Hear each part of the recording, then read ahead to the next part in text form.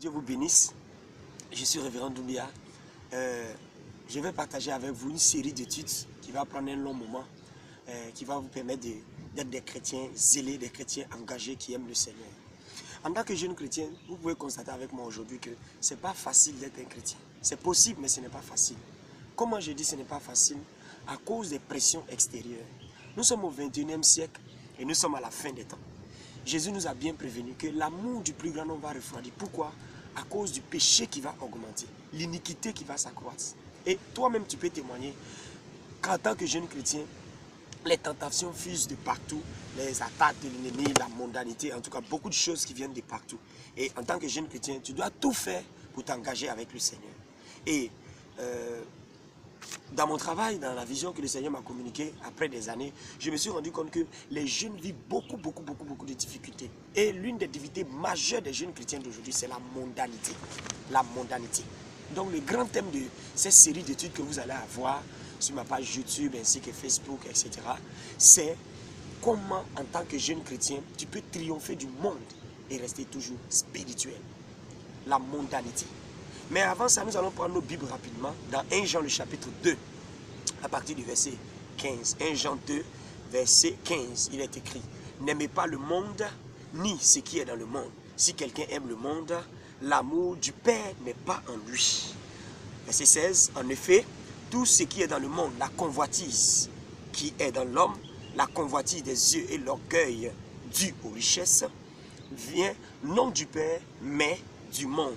Et au verset 17, il est dit: or, le monde passe, sa convoitise aussi, mais celui qui fait la volonté de Dieu demeure éternellement. C'est sur ce passage biblique que nous allons dérouler qu'on va découvrir des merveilles. La mondanité, c'est quoi? Qu'est-ce que la mondanité?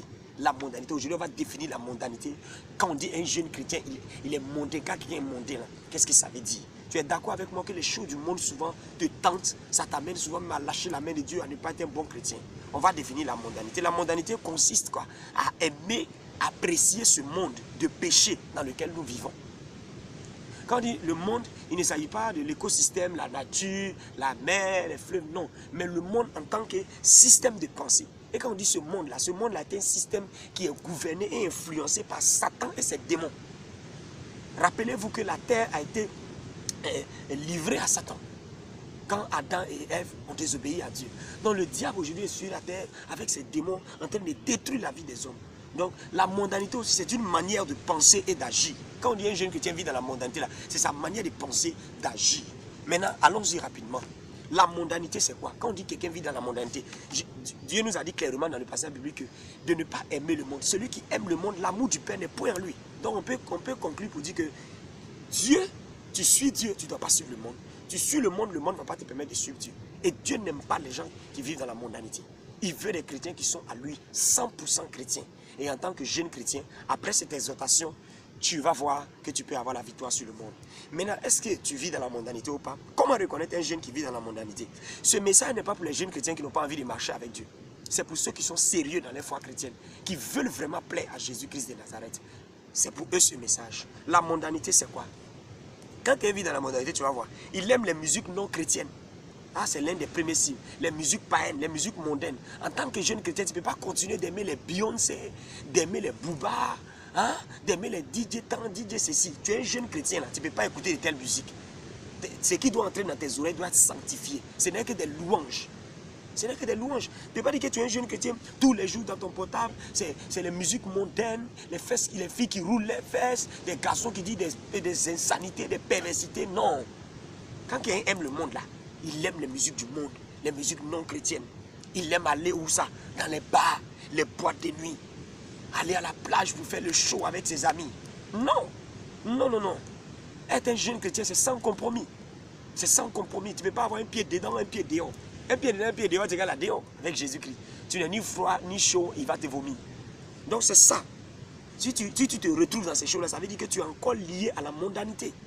Autre chose encore, pour savoir que quelqu'un vit dans la mondanité, c'est quoi? Il couche avec les garçons et les filles sans être marié. C'est un péché. C'est un péché. Peut-être que c'est ce point qui va te décourager. Mais on ne peut pas être chrétien et avoir une copine. La Bible dit que nous ne devons pas vivre l'impudicité. Le terme biblique pour qualifier cela, c'est l'impudicité. Avoir des rapports sexuels. Tu peux me dire, oh, mais moi, je n'ai pas de rapports sexuels, j'embrasse juste ma camarade. C'est un péché, on appelle ça aussi la fornication. Tu veux dire, oh, moi, je ne l'embrasse pas, je ne la touche même pas, mais c'est dans ma tête, dans mes pensées. Mais un homme est qui? Tel un homme agit, c'est comme ça il a pensé. Tel il est, tel il pense, c'est comme ça il agit aussi. Donc, regardez les païens. Ils ont des go à gauche, go à droite, go devant, go derrière. Et puis ça ne leur dit rien. En tant que jeune chrétien, ce n'est pas autorisé. Amen. Ce n'est pas autorisé. Donc, si tu vis dans ces choses, ça veut dire que tu es mondain. Et Dieu ne veut pas des chrétiens mondains. Si tu es mondain, tu peux chanter dans le choral. Hein? Tu peux jouer guitare, tu peux jouer piano, tu peux faire protocole à l'église. Ce n'est pas sûr que tu vois Jésus-Christ. Et tu seras dessus. C'est pourquoi il faut changer. Être mondain, c'est acheter des habits, des chaussures pour se faire voir. Un chrétien ne s'habille pas pour se faire voir. Tu portes des chaussures pour te faire voir. Souvent, mais tu n'as même pas l'argent. Mais tu vas voler. Tu vas demander l'air à gauche et à droite pour aller payer une chaussure, une All-Star, une montante, une extra plate, une casquette. Va être à portée. Tu veux être à la mode. Non, non, non. Ce n'est pas biblique. C'est vrai que nous sommes au 21e siècle, mais tu n'es pas obligé de te comparer aux autres. Tu n'es pas obligé de faire la même chose comme les autres. Tu es unique. Tu es fils de Dieu. Le Saint-Esprit habite en toi, mon gars. Donc, il ne faut pas faire ce genre de choses en tant que chrétien. Acheter des habits. Je n'ai pas dit de ne pas s'habiller bien. Il faut s'habiller cool, il faut s'habiller propre, il faut s'habiller bien. Mais ce n'est pas normal. Ce n'est pas biblique. Parce que dans le verset qu'on a lu tout à l'heure, on a parlé de la convoitise. Le monde est caractérisé par la convoitise. C'est quoi la convoitise? Désirer quelque chose ardemment dans son cœur qu'on ne peut pas avoir en réalité avec nos moyens. Donc, tu vois, tu passes, tu te sens frustré parce que l'autre a des habits que tu n'as pas. L'autre a des choses que tu n'as pas. Ta valeur ne dépend pas de ce que tu as apporté, mais de qui tu es à l'intérieur de toi. Voilà. Donc, être mondain, c'est être mi-chrétien, mi-païen. Quand tu as les païens, oh yo, c'est quoi, on est païen. Ils mentent, tu mentes. Ils volent, tu voles. Ils insultent, tu insultes. Quand tu as les chrétiens, alléluia, alléluia, oh Saint-Esprit, aïe, aïe, aïe, aïe. Mais quand tu dis aussi, tu te joues les païens, s'il vous plaît, s'il te plaît, qui est ton papa? C'est Dieu ou bien le diable? Pose-toi la question, est-ce que tu n'es pas monté? Pendant que tu m'écoutes là, tu es monté ou tu n'es pas monté? Il ne faut pas faire semblant pour dire, ah, la petite vidéo là est chic. Non, il faut réfléchir, c'est Dieu qui est en train de te parler. Il faut écouter ta conscience. Qu'est-ce que le Saint-Esprit est en train de te dire? Pendant qu'il parle, il y a des choses que tu dois balayer de ta vie. Il faut enlever, il faut enlever, il faut enlever. Sinon, tu seras déçu. Tu peux te foutre de ce que je te dit, mais un jour, tu seras étonné. Le jour de l'enlèvement, quand la trompette va sonner, tu ne seras pas enlevé. Tu es prévenu, oh? Être un chrétien mondain, c'est marcher matin, midi, soir, les païens. Oh oui. Lui, regarde, quand tu donnes ta vie à Jésus, là, premier signe, Dieu va te déconnecter de tes amis du monde. Ça, c'est clair et net. Les musiques mondaines, les amis païens. Pourquoi? Tu vas aller t'asseoir avec tes amis païens, ils vont parler de sexe, ils vont parler de mensonges, ils vont parler de vol. Pourtant, toi, tu as le Saint-Esprit. Tu seras gêné. La Bible dit, il n'y a pas de relation entre la lumière et les ténèbres. Donc, ce n'est pas possible. Amen. Un chrétien mondain, quelqu'un qui vit dans la mondanité, il aime les shows, balles de fin d'année au lycée, les soirées dansantes mondaines qui ne parlent jamais de Dieu. Ce n'est pas normal que dans ton lycée, dans ton collège, quand on dit balle de fin d'année, toi en tant que chrétien sérieux, tu prennes part. Et ce que peut-être tu ne seras pas d'accord, mais c'est la vérité que je te dis. Parce que ces genres de balles de fin d'année, c'est les musiques mondaines, c'est le sexe. Les filles vont s'habiller en string, bizarre, pour venir se mettre devant les garçons, mais les seins là, il y a quoi de spirituel là-bas? Elles sont tes forces. Tu n'es pas obligé de faire le buzz pour plaire à tout le monde, la mode, non. Tu n'es pas obligé. Tu n'es pas obligé. Ça, c'est chrétien mondain. Les chrétiens mondains, oh, vivent dans la mondanité. Hein. Ils veulent toujours être riches et dominer les autres. C'est pas mauvais d'être riche. Mais si c'est pour être riche pour financer le royaume de Dieu, il n'y a pas de problème. Mais moi, je vais être riche. Ils vont voir dans ces quartiers ici. Ils vont voir. Ils vont prendre ici. Dans cette Côte d'Ivoire, dans ce Burkina Faso, dans ce Mali, dans cette France, dans mon quartier ici. Ils vont voir qui je suis. Ces gars qui me mettaient la foutaise. Ils vont comprendre. Ils vont venir à ma voiture. C'est comme ça là. Dieu ne peut pas te rendre riche parce qu'il sent en toi l'égoïsme, la méchanceté et l'orgueil. Et tout ça, c'est la mondanité. Yeah. La mondanité, c'est quoi? Aujourd'hui, vous voyez des jeunes gens qui vont faire des pactes mystiques pour avoir l'argent. Des pactes mystiques. On appelle, ils vont dans des forêts sacrées, dans des voyages spécialement pour aller tisser des alliances, faire des médicaments. J'ai connu d'autres qui ont bu du sang humain, qui ont vendu leur âme pour avoir l'argent. Mais c'est le monde. Rappelle-toi, quand Satan est venu tenter Jésus, dans Matthieu, chapitre 4, il a dit quoi? Il dit, si tu te prosternes devant moi, je vais te donner tout ça, la casse est à moi. La seule chose que Satan veut, c'est que tu te prosternes devant lui. Mais en allant faire un pacte satanique, tu t'es prosterné devant lui. En allant dans les bars, les maquis et les choses du monde, là, tu te prosternes devant lui sans le savoir. Quand on dit prosterner, ça ne veut pas dire seulement mettre le front par terre. Hein. En vivant dans la mondanité à gauche et à droite, Satan dit, waouh, il est dans mon royaume. Oh non, ce jeune homme, je l'ai déjà eu. C'est ce que tu veux que Satan dise. Tu veux que Satan soit ton roi. Tu veux que le diable te gouverne? Non, moi je ne veux jamais ça. Qui te gouverne? Qui t'influence? Le Saint-Esprit? Ou bien l'esprit du monde? Certains chrétiens qui ne veulent pas être des chrétiens sérieux ne vont pas aimer ce que j'ai dit. Mais ceux qui aiment Dieu, là, ils vont aimer ça. La mondanité. Il ne faut pas aimer le monde. Jésus l'a dit clairement. Il dit n'aimez pas le monde. C'est clair. C'est l'impératif, c'est un ordre. N'aimez pas le monde. 1 Jean 2, verset 15. N'aimez pas le monde. C'est écrit dans ma Bible. N'aimez pas et n'aimez pas. Ça veut dire quoi? N'appréciez pas ça. Ne vous mettez pas dedans. Ils volent, ils mentent. Ils se font la peau, l'autre s'en va chercher copine de l'autre, l'autre va chercher copain de l'autre.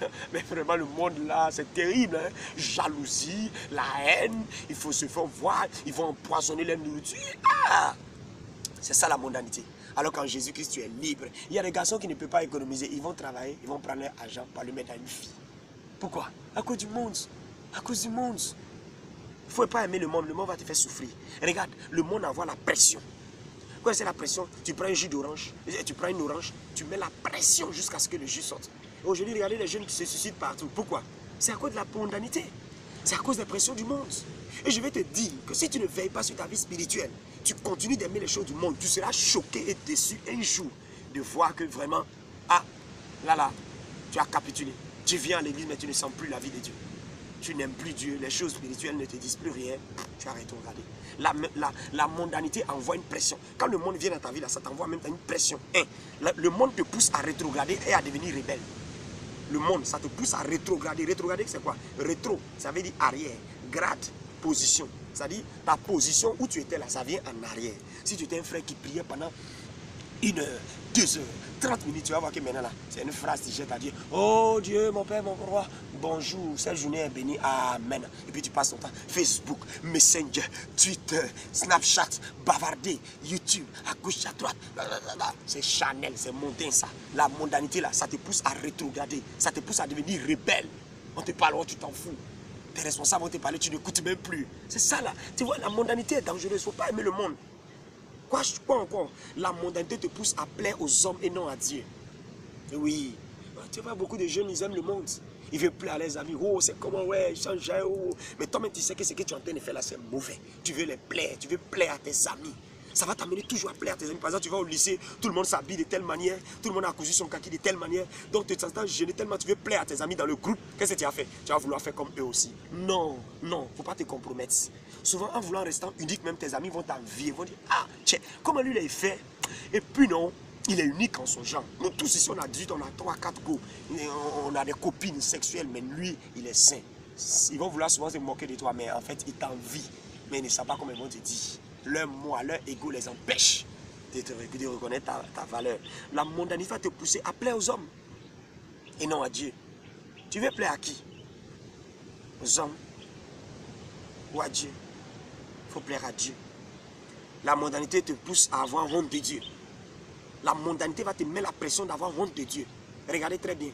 Beaucoup de jeunes chrétiens aujourd'hui au lycée, à l'université, dans les rues, avec les parents partout. Quand on parle de Dieu là, ils ont honte. En classe, si tu t'élèves, tu parles de Jésus, on dit, oh, tu veux dire quoi, tu veux dire quoi? Donc quand tu vis dans la mondanité là, tu vas avoir honte de Dieu. Tu vas avoir honte. Tu n'as pas envie qu'on sache que tu es chrétien. Quand tu viens à ta Bible, au lieu de montrer ta Bible aux gens pour dire, les gars, this is my Bible.